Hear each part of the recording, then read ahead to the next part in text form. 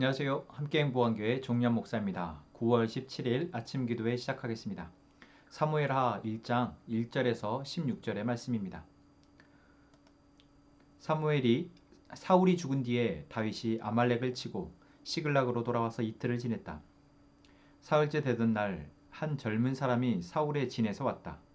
그는 옷을 찢고 머리에 흙을 뒤집어 써서 애도의 표시를 하고 있었다.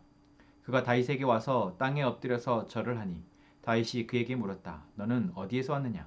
그가 다윗에게 대답하였다. 저는 이스라엘 진에서 가까스로 살아서 빠져나왔습니다.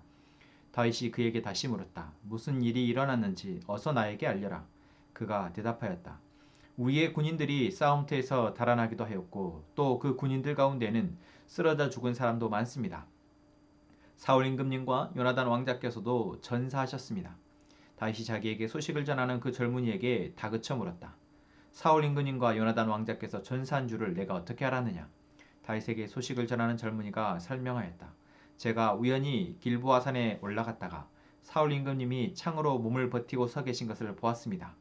그때 적의 병거와 기병대가 그에게 바짝 다가오고 있었습니다. 사울 임금님이 뒤로 고개를 돌리시다가 저를 보시고서 저를 부르셨습니다. 그래서 제가 왜 그러시느냐고 여쭈었더니 저더러 누구냐고 물으셨습니다. 아말렉 사람이라고 말씀드렸더니 사울 임금님이 저더러 어서 나를 죽여다오. 아직 목숨이 붙어있긴 하나 괴로워서 견딜 수가 없다 하고 말씀하셨습니다. 제가 보기에도 일어나서 사실 것 같지 않아서 다가가서 명령하신 대로 하였습니다. 그런 다음에 저는 머리에 쓰고 계신 왕관을 벗기고 팔에 끼고 계신 팔찌를 빼어서 이렇게 가져왔습니다. 그러자 다윗이 슬픔을 억누르지 못하여 자기의 옷을 잡아 찢었고 그와 같이 있던 사람들도 모두 그렇게 하였다. 그리고 그들은 사울과 그의 아들 요나단과 주님의 백성 이스라엘 가문이 칼에 맞아 쓰러진 것을 슬퍼하면서 해가 질 때까지 울며 금식하였다.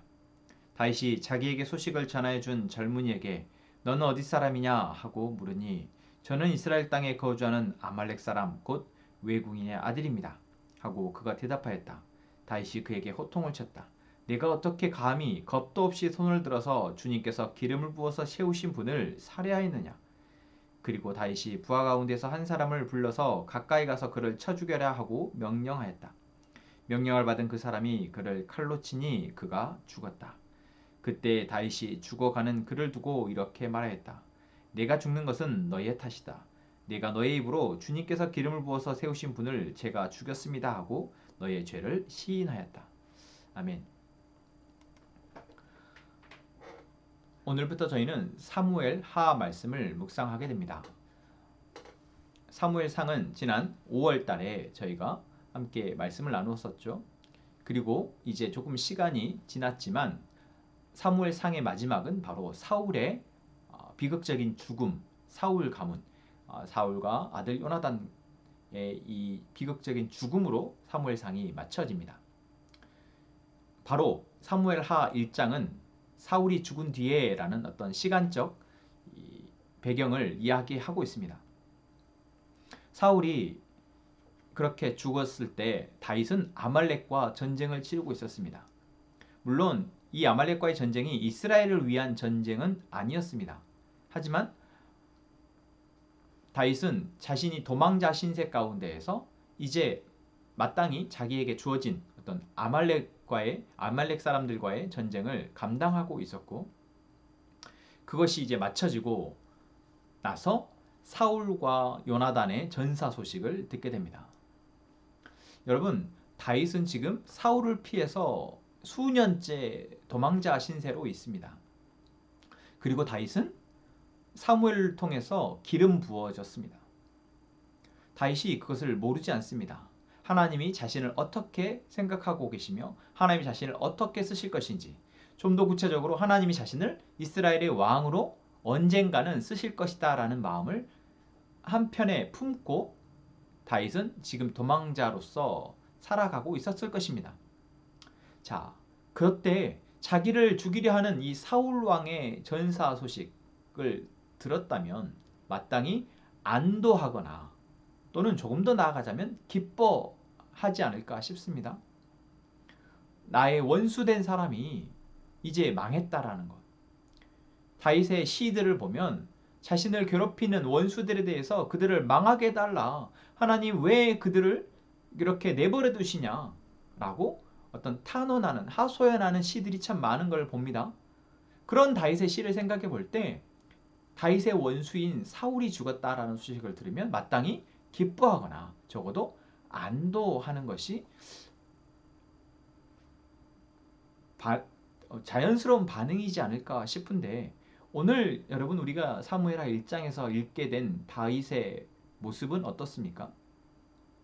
먼저 전사 소식을 전해준 이 아말렉 청년의 이야기를 듣고 다윗은 슬픔을 억누르지 못하여 자기의 옷을 잡아 찢고 슬퍼하였다라고 얘기하고 있습니다.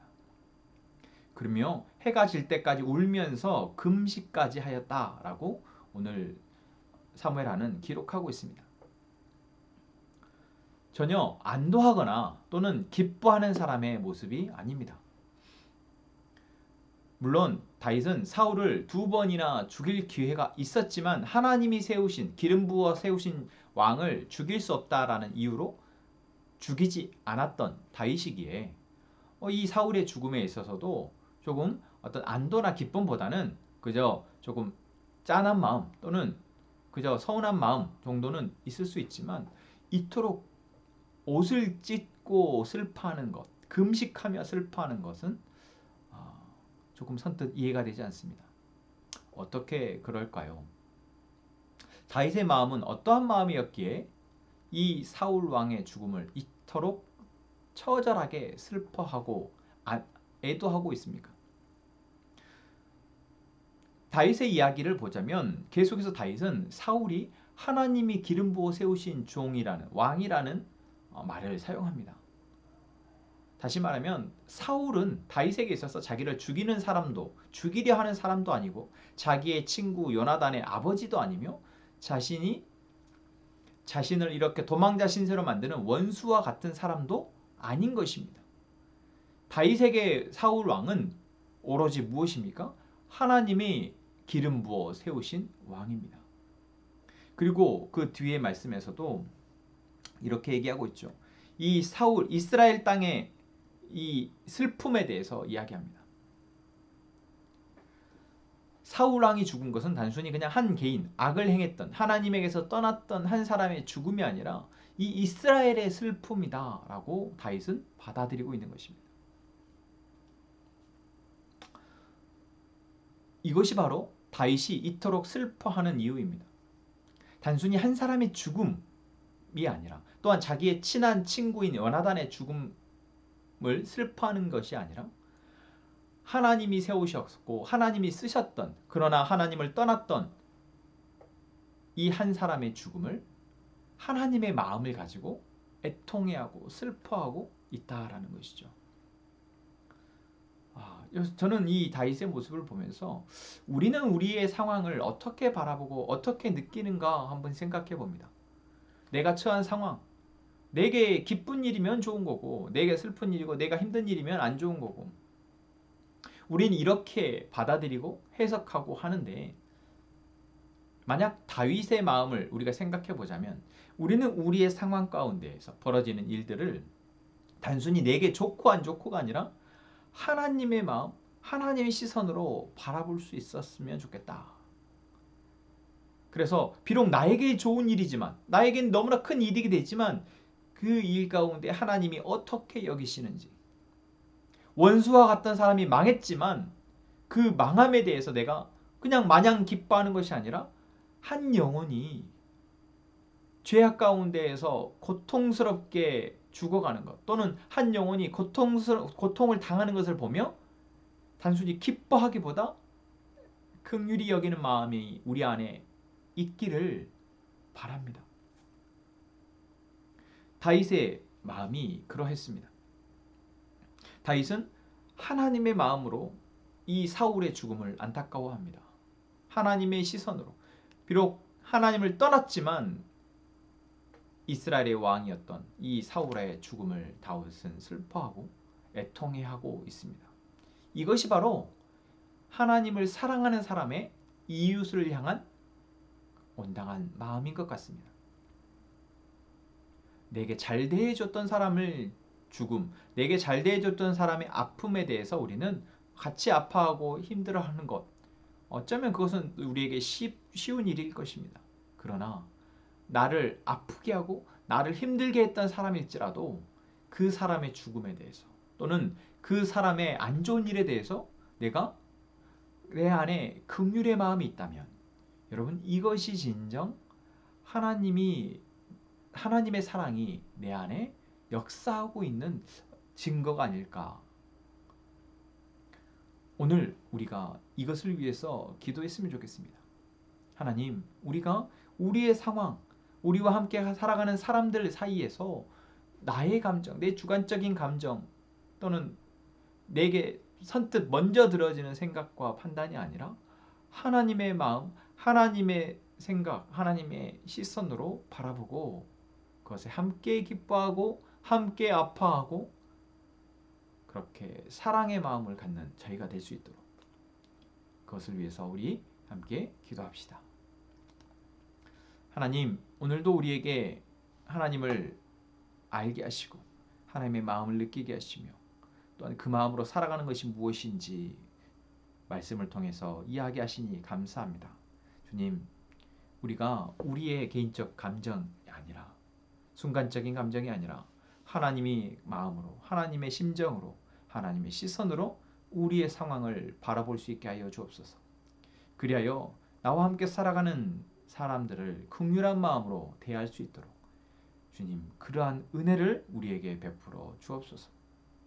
하나님, 우리 함께 행복한 가족들 서로가 서로에게 하나님의 말씀을 서로 나누어 주면 그렇게 믿음의 길을 함께 가기를 작정하는 귀한 가족 되게 하시고 그리하여 우리의 삶이 믿음으로 담대하게 사라지는 우리 귀한 함께 행복한 가족 되게 하여 주옵소서.